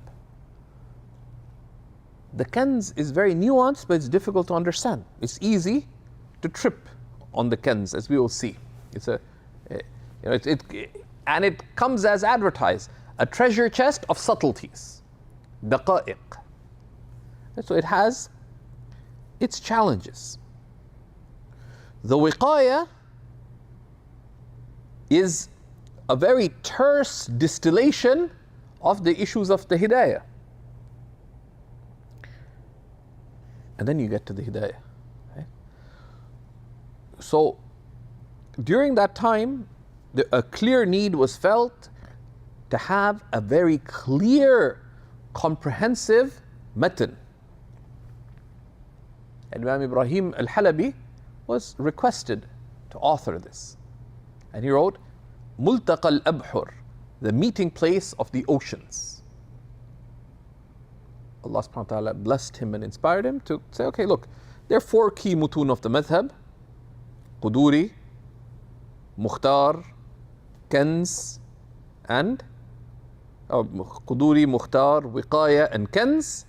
Let me gather them together. And he added some extra issues. And he deliberately chose clear language. So it doesn't have the terseness. It has greater preciseness than Quduri, but doesn't have the terseness of the Kanz or the Wiqaya. And he arranged it more clearly, and where there's differences, he puts the opinion he deemed stronger first. And this is one of the most widespread texts in the Ottoman times. So much so that you won't find as many manuscript copies of any, and partly it's because of the Ottomans, there's a real flourishing of libraries during the Ottoman times, and there's systematic support of institute, and there's a whole bunch of reasons. But it became pivotal, and a lot of work was done on the Multaqa, which is way outside the scope of this text. So, but this matan, in that you see deep influence of the Kanz al-Daqa'iq, which is the most precise of the four mutun, and the most nuanced of those four mutun. You see the deep influence of that in the Multaqa al-Abhur. You also see deep influence of Kanz al-Daqa'iq in an ultimately influential meta matan in Hanafi fiqh, which is Tanwir al-Absar of Imam al-Tumurtashi al-Ghazzi. May Allah subhanahu wa ta'ala grant relief to Gaza and the lands of Palestine from the usurping oppressors. Ya Rabbil Alameen. And anyone who has an iota of faith should be making dua for the protection of those blessed lands and their people from these usurping forces. Ya Rab, Ya Rab, Ya Rab. But Imam al-Tumurtashi, whose teacher Ibn Nujaym wrote one of the most brilliant commentaries on Kanz al-Daqa'iq, al-Bahr al-Ra'iq, al-Tumurtashi wrote a meta-matan built on Kanz al-Daqa'iq, adding a lot to it, but the backbone of, and he benefited, as he lays out in his commentary on Tanwir al-Absar, as he lays out, he took from the Durar of Mullah Khusro particularly, and from other works he really benefited, but the backbone of it, as it were, is built upon Kanz al-Daqa'iq, partly because that's where a great chunk of his legal training comes from. Now, Tanwir al-Absar, which comes from which is born out of the Kanz and the works on the Kanz, served to be of great influence as well. Why? Because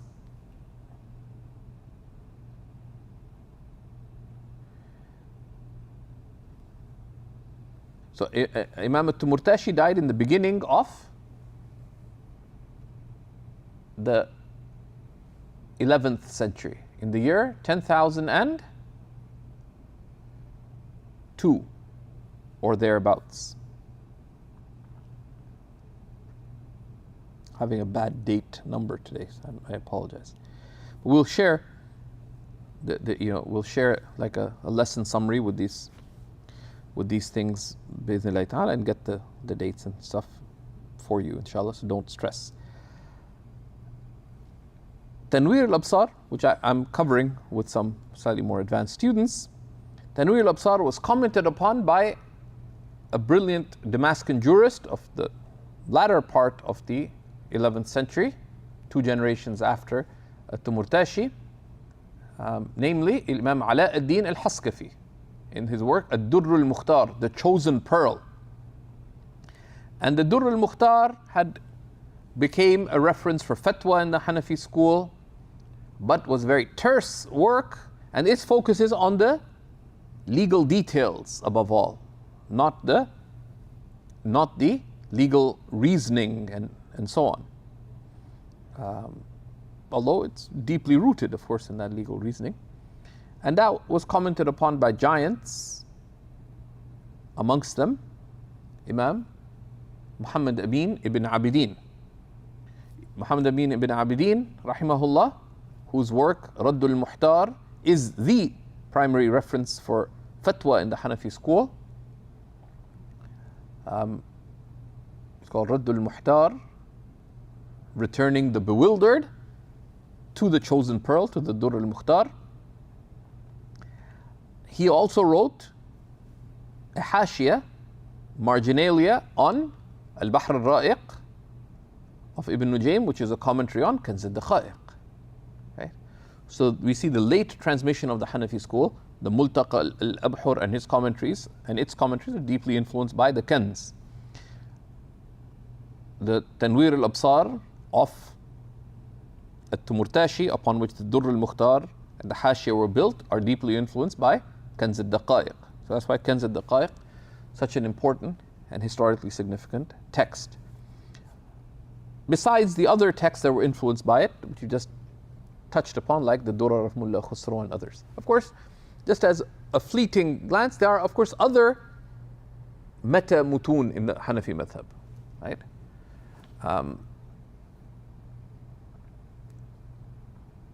right, which for different educational and legal purposes were compiled. I'll just point towards, it's tempting to mention too many details, but just towards two. One which we already mentioned, which was Tuhfatul Fuqaha from the 6th Islamic century, on which Al-Kasani wrote Bada'i' al-Sana'i' in the 6th Islamic century, which took Quduri, rearranged it clearly, added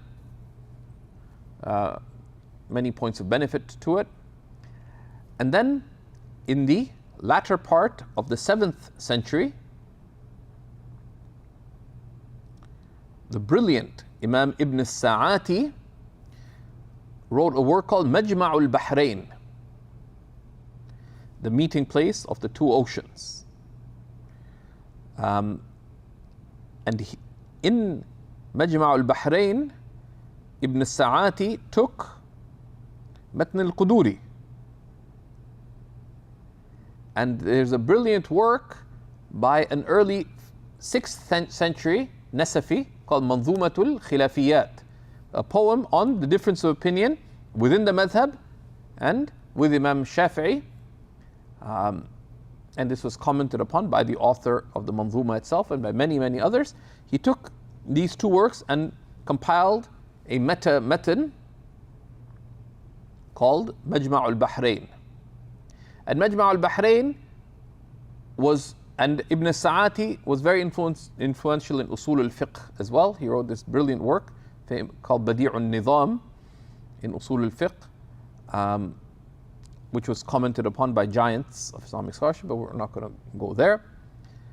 And some of the scholars paid so much attention to Majma' al-Bahrain that they said, really, there's no need to mention Quduri amongst the 4 mutun. Right? They put Majma' al-Bahrain instead. But Majma' al-Bahrain is significantly more difficult than Quduri, a lot more detailed than most of the other mutun besides the Kanz itself. But even, it has a lot of nuances. And it was commented upon, amongst others, by Ibn Sa'ati himself, by Ibn Malak, by Imam Badruddin al-Aini, and others. The authors, one is published, alhamdulillah, have it, and there's others. So these are two of the other meta mutun, and there's other such works, Uyun al-Madhahib of al-Kaki and others. There's a whole genre of these works, and in different lands, a number of these works were also taught for different periods of time, etc. That gives us a little bit of these, how the madhab was transmitted through these texts and some of the key commentaries. Of course, the Hidayah is where much of the later work of the Hanafi madhab was built around commentaries on the Hidayah and commentaries around the Kanz. And then there's, of course, many, many other books. Till there emerged the commentaries on the Multaqa al-Abhur, and the commentaries upon Ad-Durr al-Mukhtar in the later part of the Hanafi madhab. Right? And so the Hanafi madhab has lots of books and lots of work on it. But we take things rung by rung and we look at how we approach this particular text, Kanz al-Daqa'iq, which is critical in building our understanding of the Hanafi madhab and in our journey through tafaqquh, gaining legal understanding in the Hanafi madhab. So that's what we wanted to cover today. We'll take a few minutes for questions if you have any.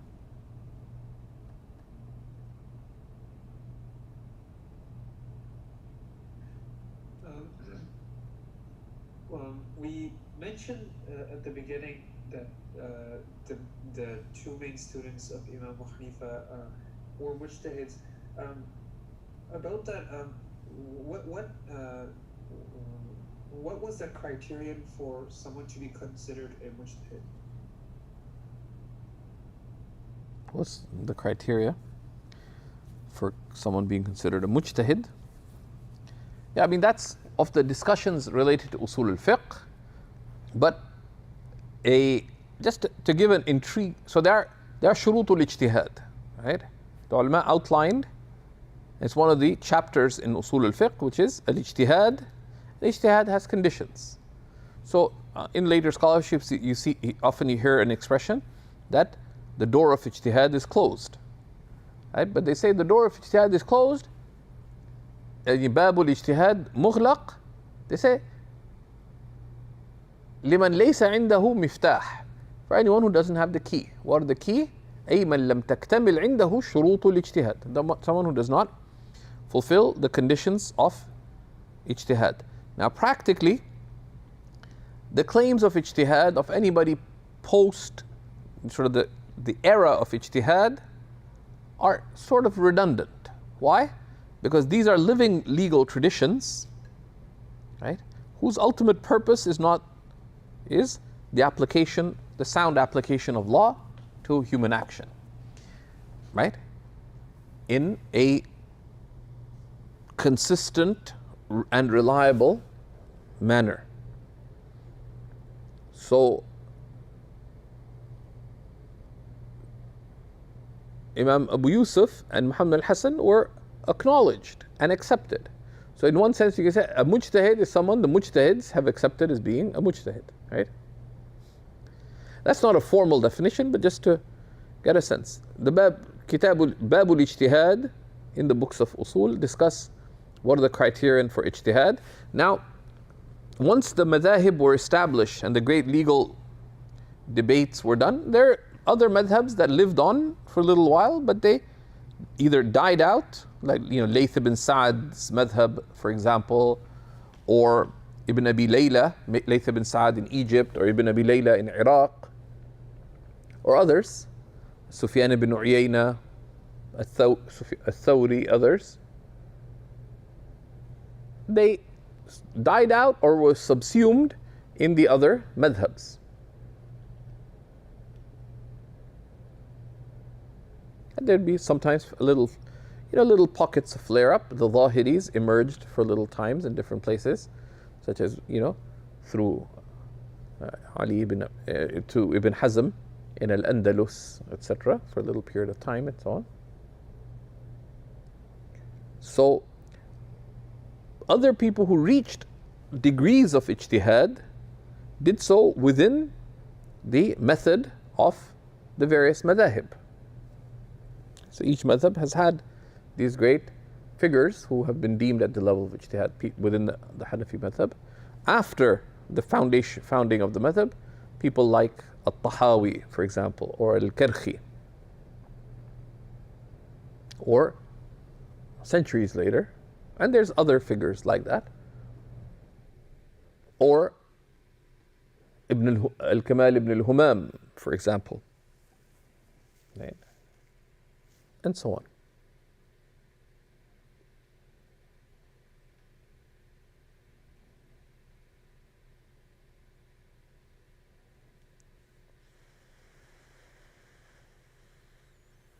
Any other questions, inshallah? Or any questions online? I have a question.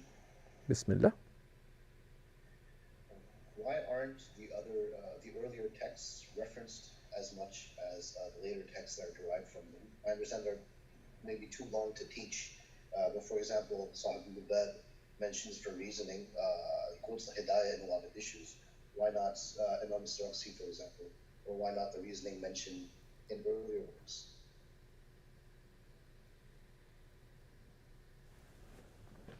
Of course, that's just a very small sample size, depend where you look, right? So the Mabsut is quoted frequently, or the Bada'ir is quoted frequently, but the Hidayah sort of distilled, it gives you the primary lines of legal reasoning given before in a summarized fashion. So it's very practical. But that's not all there is to an issue, right? But, with precise expressions. Imam Anwar Shah al-Kashmiri was asked, one of the great giants of the 14th Islamic century, from the previous Islamic century, could you write a book like Fath al-Qadir of Ibn al-Humam? And his answer was, as has been related, in works, you can see, I don't know if that's mentioned in it's mentioned in his biographies, may have been mentioned by Shaykh Abdul Fattah Abu Ghudda in his book on تراجم ستة in فقهاء العالم الإسلامي في القرن الرابع عشر. But certainly in some of the other biographies of Imam al-Kashmiri, he's asked, could you write a book like the Hidayah, like Fath al-Qadir? He said yes. He was very relaxed about it. He asked, could you write a book like the Hidayah? And he felt that very heavy, and he said, not even a few lines. Right? Not such a big book in size. It's 1,000, 1,200 pages, depending on the edition, of course. Right? Like a dedicated author can write, can write a book like that in what, 2, 3, 4 years? It took him a dozen years to write. Dedicated. Right? So, and, it is, so the ulama refer back to it frequently, especially in the shorter books. Like, you want to relate what is the primary reasoning in the madhab, it's related from there, but the author of the Lubab, if one reads it carefully, refers in his legal reasoning more often than you'd think is referring actively to Tabyin al-Haqa'iq of al-Zayla'i, for example. A lot of the legal reasoning comes from there. He's frequently going to taking things from some, like Fath al-Qadir, for example, or the Inayah of al-Babarti, but selectively. Right? But it became, you want the legal reasoning of the madhab, start with the Hidayah. In shorter works, that's enough. That's enough. Of course, but there's a lot more to the issue. It's not, which is why so many other works were written, right? In larger works, you see frequent referencing of Imam al-Nasafi's various works, particularly the Kafi, which we'll talk about, inshallah. And so many other books, right? In later works, the Durar is mentioned throughout because it is كتاب مبني على غاية التحقيق, the way Ibn Abdin put it. It's a book built on the limits, on the highest levels of precision. Rahmatullahi ta'ala alayhi. And it's something that needs to be taught more often. And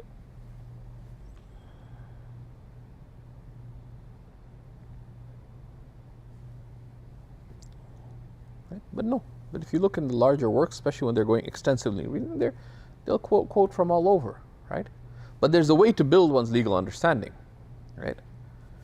There's not one book say, okay, khalas, this is a summary of what the madhab is. That's never been possible, right? Sajiqli Zada in Tartib al-Ulum, and a very important work on how one studies, why one studies, what one studies, and guidance on how one studies, what one studies, and cautions about that, advice, and brilliant work, late Ottoman scholar. He mentioned that the nature of fiqh is like an ocean that cannot be encompassed. Okay, that's just the nature of fiqh. So one of the great scholars of the Indian subcontinent, at the end of his fatwa would write, هذا ما عندي. This is what I have. And what another person may have may be better, maybe superior or better, or more deserving of being followed. Right? And that's just the nature of fiqh. And there's no such thing as the last word in fiqh. And it just does not exist. That's part of that. That would be خلاف مقتضى الحكمة الإلهية. That would be contrary to what is entailed by divine wisdom and how Allah has chosen to make His revelation. Right? the meanings of revelation are expansive beyond encompassing. So just follow that the meanings that can be derived from revelation are expansive beyond encompassing. And human understandings differ, human temperaments differ. The pathways, the sound potential pathways of human reason differ.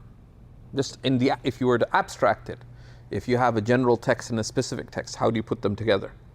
There's a range of logical possibilities, some of them unsound, and there's a range of possibilities that are sound. Arab usages differed. The levels of indication of meaning, which you see in usul fiqh, differ.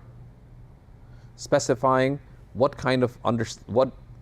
is understood from this text, the range of meanings, right? That's just, otherwise life would be dull and boring, right? That's fiqh.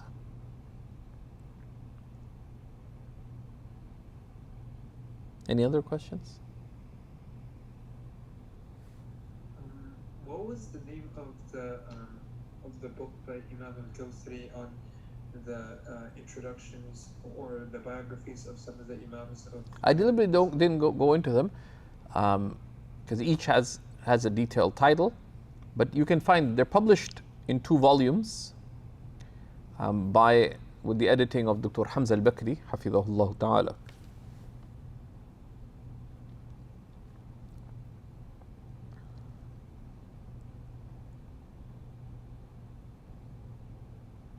Someone online was asking, is the Kanz equivalent to the Risala of Ibn Abi Zayd in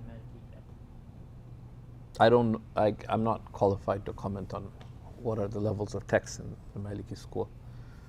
So the Kanz is historically studied after having studied the fiqh of worship and having studied Quduri properly.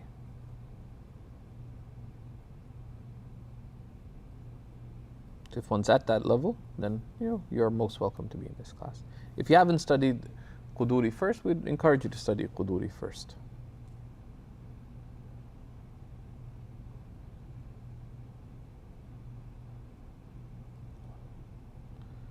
Any other questions?